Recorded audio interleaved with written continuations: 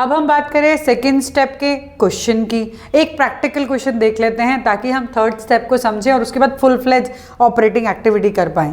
देखिए यहाँ पे पहले से ही स्टेप 1 का आंसर दिया हुआ है, net profit before tax and extra ordinary item, सीधा ही आंसर दिया हुआ है। हमको क्या करना है, पहले तो यही लेना था, ऑब्वियसली दिस पार्ट, ये हमें लेना ही है फर्स्ट वाला। अब क्या चीज़ हमें ऐड करनी है, क्या चीज़ हमें डिडक्ट करनी है, वही देखना है।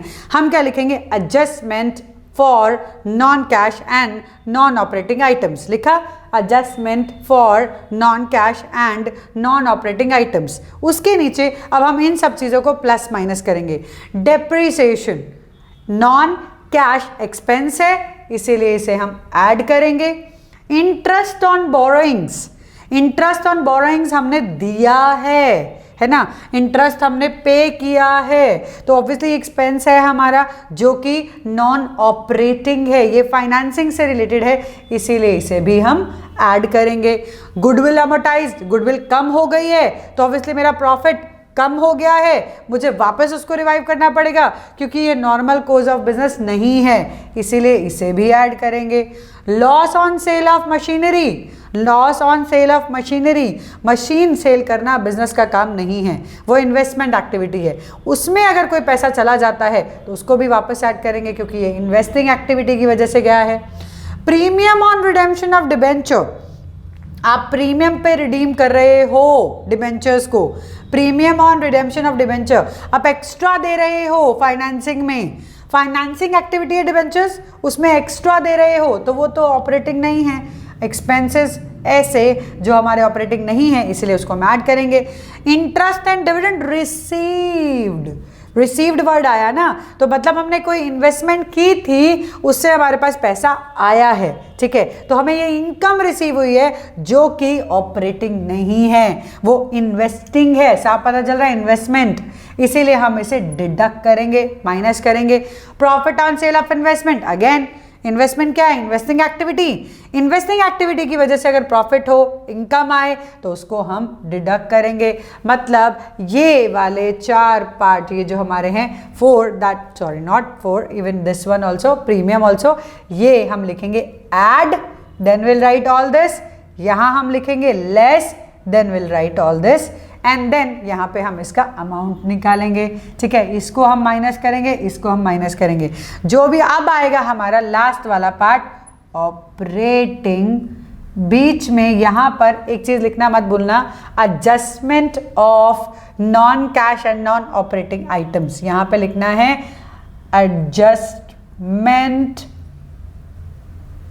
Of non cash and non operating